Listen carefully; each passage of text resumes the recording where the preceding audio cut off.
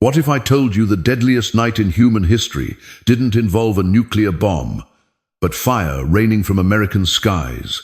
The engines were already rumbling before the world understood what was coming, a fleet of steel giants stretching beyond the horizon, each one a machine of impossible ambition, each one carrying fire instead of hope. I imagine what it felt like inside that cockpit, the cold oxygen mask pressed against my face, the red glow of instrument panels reflecting in my eyes as I hear the quiet, heavy voice over the intercom. This is it. Stay sharp. Below us, a city sleeps unaware that within hours its name will become synonymous with flame. They called it the Superfortress.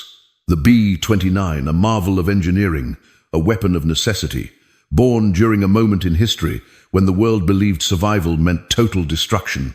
We trained for precision, for altitude, for clean theory and tidy charts and high morality until we learned the sky itself fought us.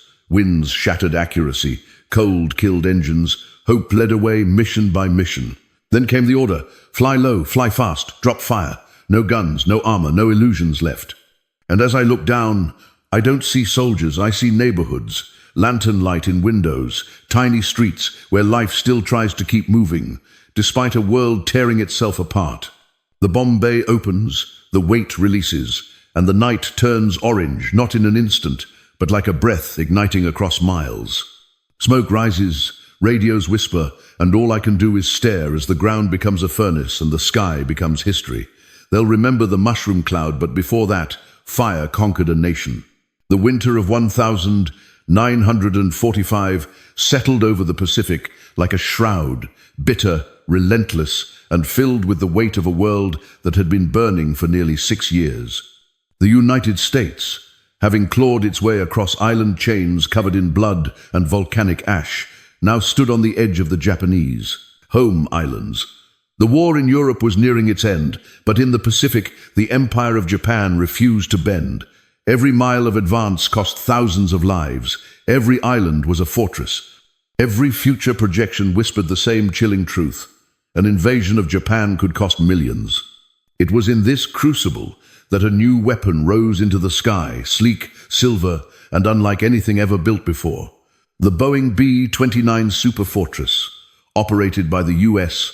Army Air Force's XXI Bomber Command, commanded by a man whose legacy still sparks fierce debate, General Curtis LeMay. He was not poetic, not soft, not gentle. He spoke in short, blunt phrases and believed wars were not won by half measures. Across from him, in the quiet corridors of Tokyo, Japan's leaders clung to a fading empire. Its cities, built largely of wood and paper, stretched beneath winter skies. Its people faced hunger, air raids, death, and yet the government vowed to fight on, preparing civilians, arming schoolboys with bamboo spears, teaching families to die rather than surrender. In this moment, the stakes reached a level history rarely touches. End the war quickly through the air, or prepare for a ground invasion that could swallow a generation. The first American crews to arrive in the Marianas, Saipan, Tinian, Guam faced realities no manual had prepared them for. They trained to bomb from high altitudes, guided by theory and precision. Instead, they found the sky itself a battlefield. Jet stream winds blew bombs miles off target. Engines overheated, failed, burned mid-air. Missions vanished into the Pacific.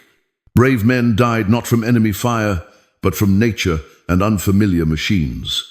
They were young, some barely 20, suddenly responsible for a weapon more expensive to build than the Manhattan Project, a machine capable of flattening a city, yet fragile in the wrong conditions.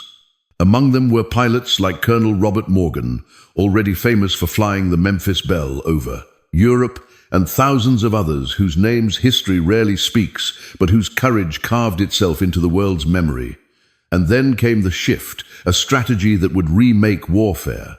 General LeMay stripped away the guns, lowered the altitude, armed the bomb bays with thousands of M69 incendiaries, and ordered the men to fly straight into darkness, carrying fire into the heart of Japan's cities.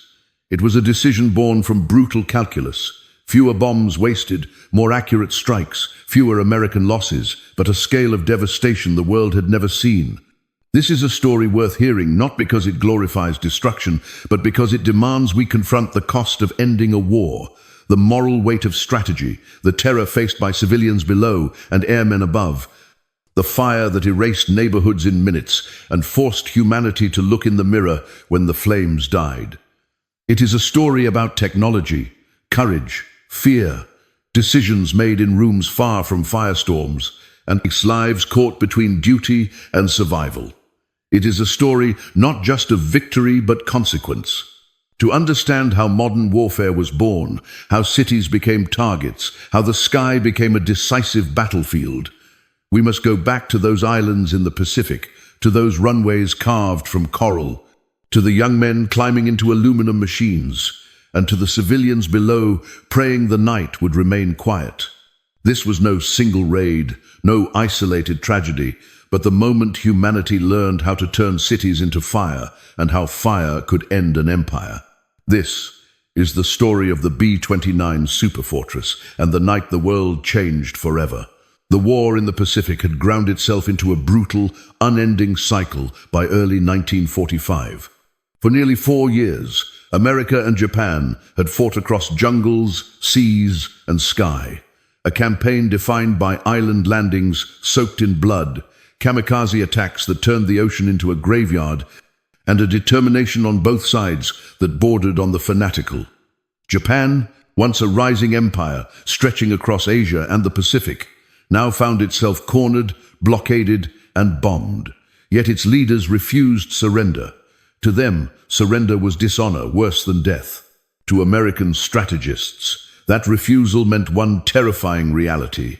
If forced to invade the Japanese homeland, the cost in lives American and Japanese could reach into the millions. The American public was exhausted. Thousands of families opened telegrams that began with the phrase, "We regret to inform you," and then collapsed into grief. Soldiers clung to talismans from home, counting the days, hoping the next mission would not be their last. And far across the ocean, on the small volcanic islands of Saipan, Tinian, and Guam, engineers and air crews worked day and night, constructing runways carved into coral and jungle, the launching point for the most audacious bombing campaign in history. From these remote strips of land, America planned to strike the heart of Japan, not with fleets or infantry, but with the sky itself. Enter the B-29 Superfortress, the most technologically advanced aircraft ever built, a gleaming silver titan with pressurized cabins, remote-controlled gun turrets, and engines so powerful they sometimes tore themselves apart. It was expensive, staggeringly so, and temperamental. Early missions saw engine fires, forced ditchings, and crews lost not to enemy fire, but to mechanical failure and the ruthless expanse of the Pacific. Yet the men who flew them, many barely out of their teenage years, believed they were part of something history would never forget. They were trained for high-altitude daylight precision bombing, the method that had broken German industry. They studied maps, wind speeds, fuel calculations, bomb trajectories. They carried pride, fear, hope, and duty in equal measure. They were warriors of the air, confident that science and altitude would bring victory. But Japan had a silent, invisible defender, the jet stream. At 30,000 feet, hurricane-force winds tore B-29 formations apart, pushed bombs miles off target, and turned precision into chaos. Bombs meant for aircraft factories and industrial facilities landed in empty fields or the ocean. Crews froze inside their pressurized cabins, engines overheated in tropical heat, and died in the thin air of high altitude. Missions returned, battered, morale frayed, success uncertain. The dream of clean, surgical bombing evaporated with every sortie. On the ground below, Japan suffered but endured.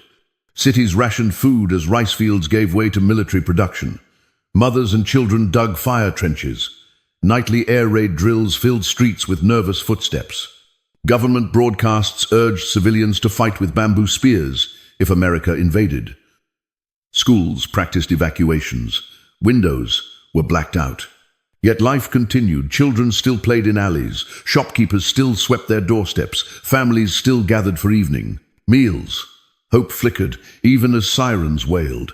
Commanding the American bomber offensive was a rising figure whose presence carried the weight of inevitability, Major General Curtis LeMay. Thick-jawed, stern-eyed, blunt in speech and philosophy, LeMay was not a man for subtle wars. He believed war should be brought to the enemy with overwhelming force, swiftly and decisively, to end it sooner and save more lives in the long run. His crews feared him. His superiors respected him. His enemies never forgot him. When precision failed, he didn't hesitate. He studied the wind patterns over Japan, understood the construction of its cities, wood, paper, narrow streets like tinder in a furnace, and made a decision that would forever change mankind's relationship with war. Fire.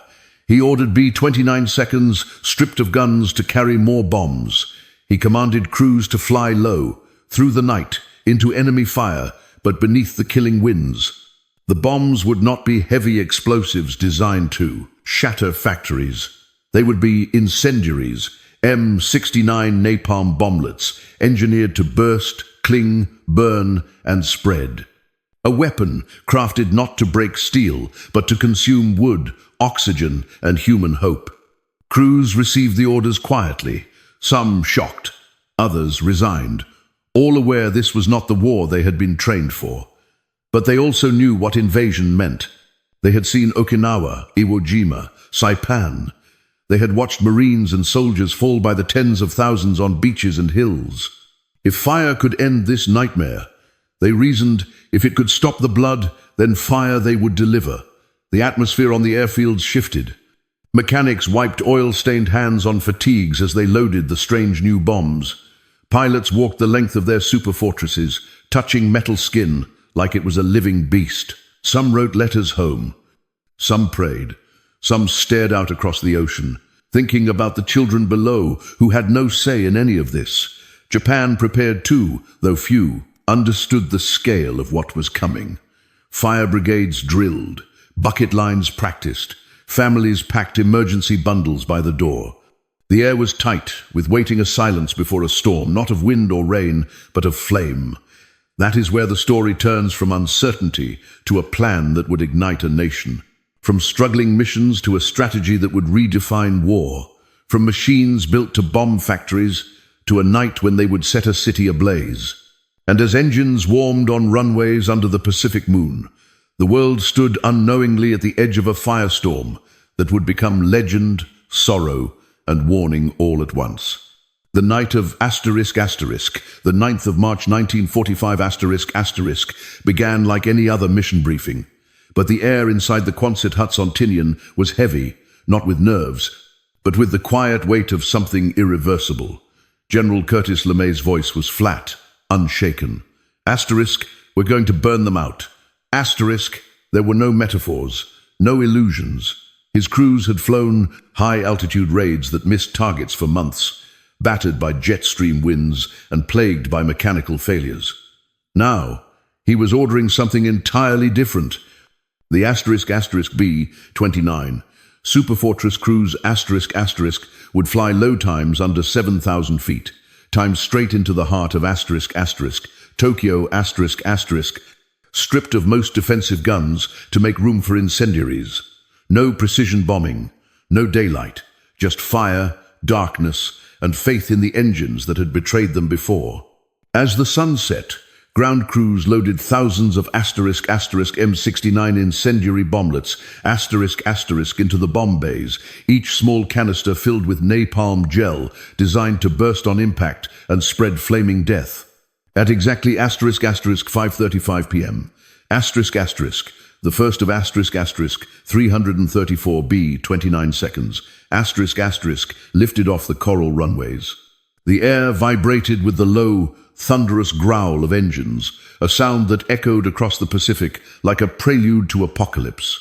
The formation climbed, leveled, and turned north toward Japan, flying blacked out over endless dark water. Inside the planes, men smoked silently or checked their equipment. The bombardiers' hands trembled, not from fear, but from the weight of what they were about to unleash. Hours later, Japan appeared below a sea of faint lights spread beneath clouds. Then, through breaks in the haze, Tokyo emerged. the largest wooden city on Earth. At *12:08 a.m., the lead bomber, Pathfinder, dropped its first cluster of incendiaries over the working-class district of Shitamachi, a dense maze of narrow streets and wooden homes. Within seconds, the city ignited. The wind, steady at first, began to howl.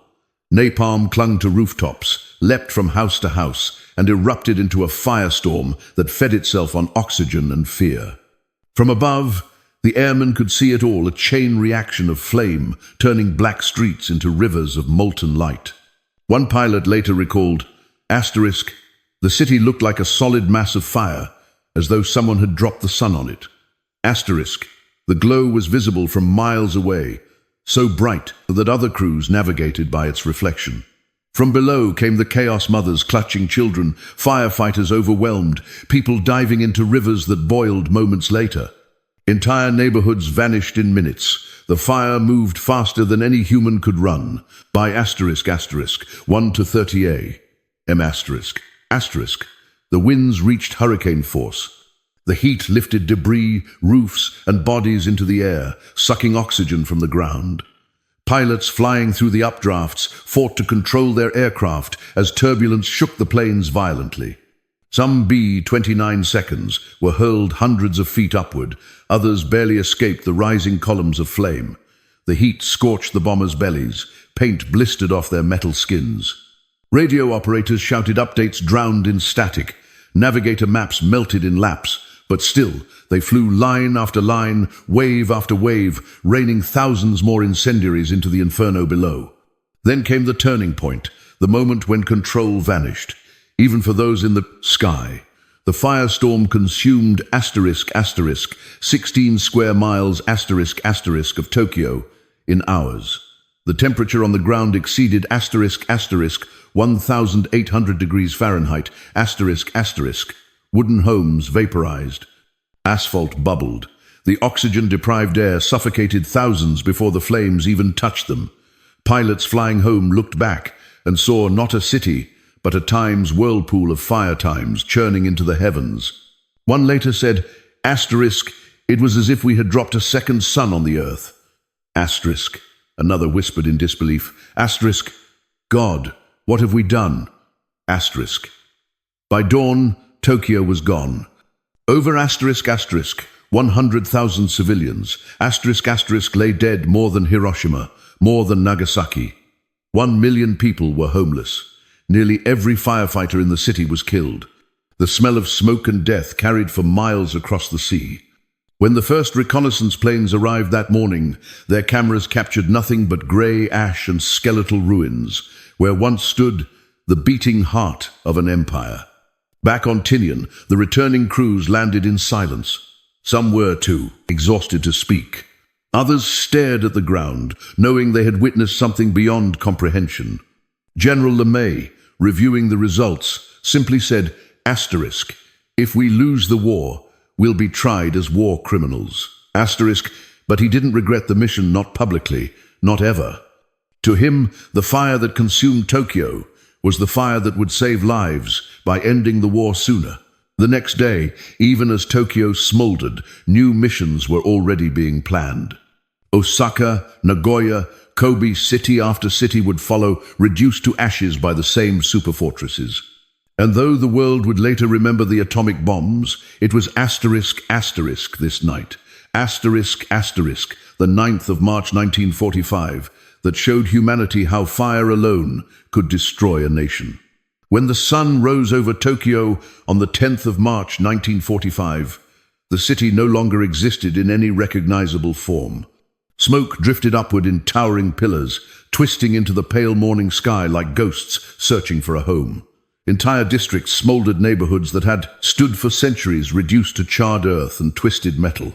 Fire crews, what few remained, stumbled through steaming rubble, their boots sinking into ash that moments earlier had been homes, memories, lives. Mothers wandered in shock, clutching children too still to cry. Rivers were clogged with bodies, desperate citizens who had leaped into the water to escape fire, only to suffocate as the flames devoured oxygen above them.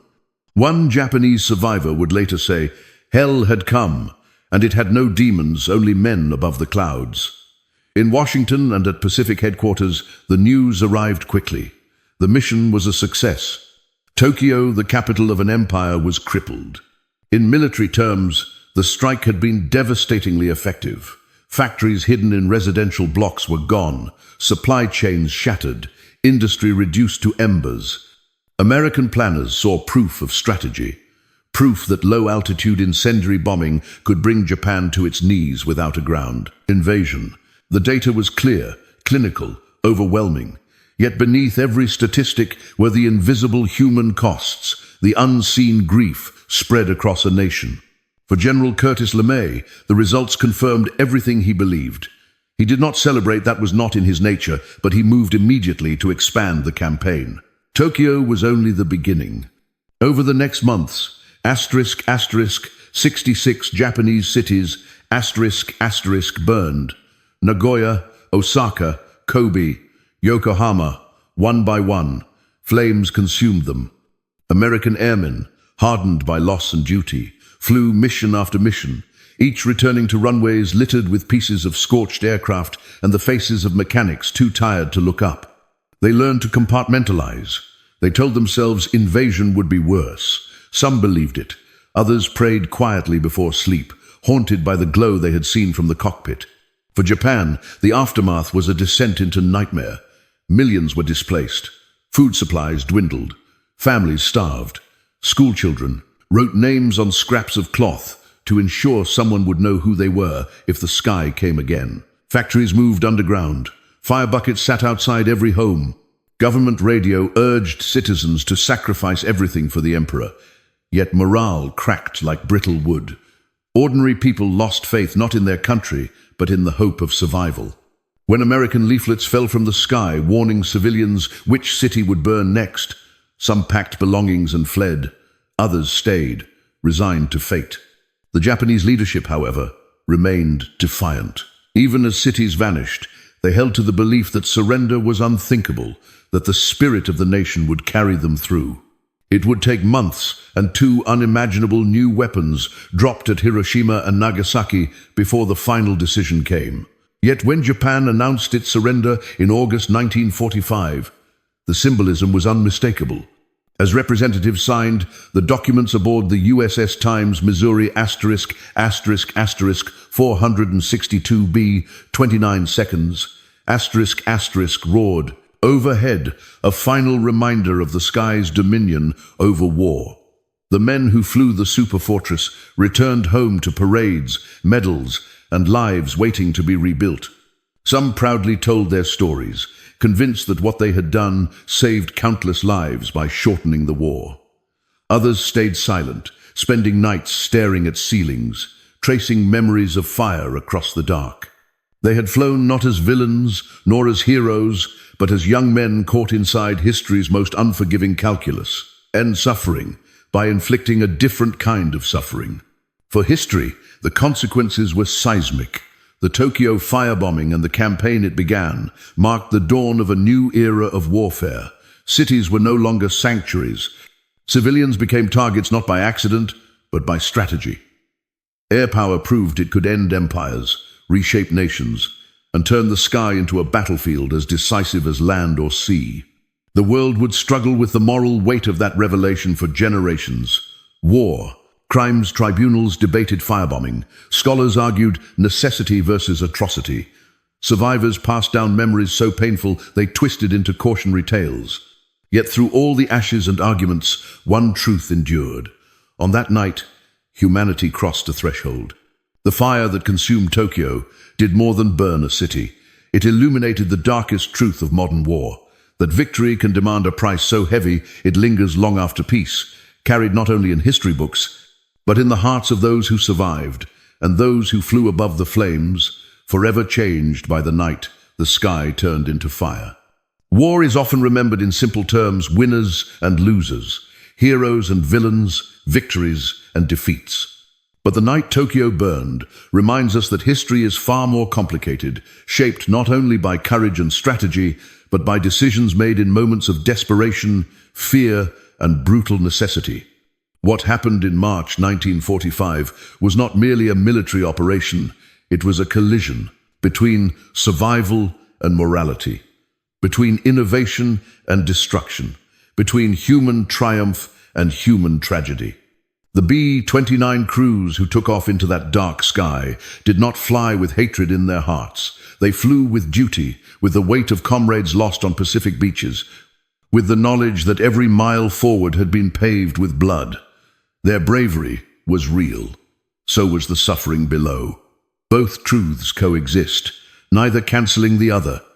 And that is the lesson this story leaves us with. Progress and devastation often grow side by side. The U.S.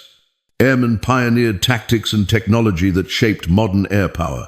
They showed what discipline, training, and relentless determination could accomplish. They took on missions where engines could fail, guns were stripped, and flak lit the night like lightning. They faced fire rising to meet them, turbulence that threatened to rip aircraft apart, and the gnawing knowledge that they were witnessing something beyond the imagination of the age. They flew anyway. Courage is not always noble. Sometimes, courage is simply the refusal to look away from duty when the world demands impossible choices. Yet the civilians below, the mothers clutching children, families digging shelters in hope rather than certainty, firefighters running toward heat no human could survive. They too showed courage. Their endurance, their grief, their survival in the face of unimaginable horror deserves remembrance every bit as much as the men who flew above. Legacy is never one-sided. Heroes exist on all sides of tragedy, and innocence often pays the greatest price. That is the burden history asks us to carry, to honor sacrifice without forgetting suffering, to admire bravery while learning from destruction.